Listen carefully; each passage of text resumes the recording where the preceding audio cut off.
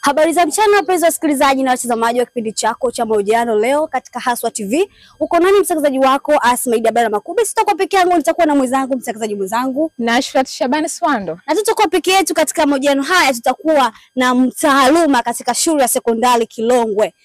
Atajitambulisha kwa fupi kujua historia yake ni nani na imekuwaje mpaka akawa mwalimu wa taaluma. Let's go. Mimi kwa majina anaitwa Mwalimu Mohamed Mwalimu aka wanaita double teacher. Nipo katika hapa shule ya sekondari Kilongwe, ni mwalimu wa taaluma mwandamizi.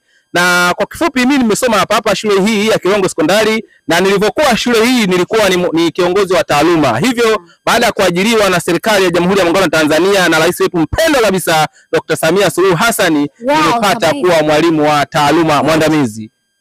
Thank you. Na mwalimu wa taaluma, wewe unaweza kutuelezea kidogo kuhusiana na historia fupi ya shule hii ya sekondari Kilongwe? Shule ya sekondari Kilongwe imeanzishwa mwaka 2005 ikiwa na wanafunzi 54. Wanafunzi hao wa kike walikuwa 34 na wa kiume walikuwa 20.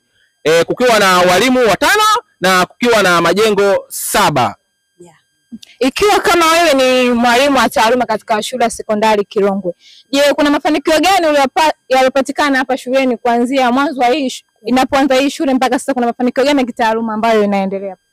Mafanikio yamepatikana mengi sana kwa kusema kutoka tangu 2005 mpaka sasa hivi. Mafanikio ni mengi sana kwa sababu kwa mfano kuna wanafunzi kufaulu kwenda advance, na wengine wanafunzi kufaulu kwenda kidato cha chuo kikuu au vyuo vya kati na vyuo vya VETA na vinginevyo. Pia kwa mfano ukiangalia upande wa ufaulu, kwa mfano kutoka mwaka juzi 2023 form 4 walifaulu kwa 93%, na mwaka huu 2024 ufaulu uliongezeka mpaka kufikia 94%. Na upande wa form 2 kwa mwaka 2023 walikuwa wanafunzi ufaulu ulikuwa 85%, na kwa sasa hivi 2024 mwaka jana ufaulu uliongezeka kwa 2% mpaka kufikia 87%.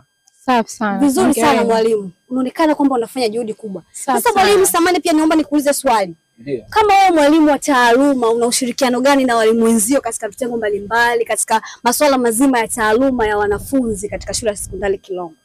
Katika kushirikiana na walimu wenzangu ambao vitengo vingine, kwa sababu kitengo cha taaluma ni kitengo mama katika shule yoyote ile ya kielimu. Kwa hiyo katika hiki kitengo sasa mimi nashirikiana na walimu wenzangu wa vitengo vingine. Kwa mfano kuna kitengo cha michezo, kuna kitengo cha maktaba, kwa sababu maktaba kule kuna vitabu. Kwa hiyo vitabu wanafunzi wanaenda kuazima, wakitaka kuazima wanajisomea, na siku nyingine wanakaa umomo wanasoma.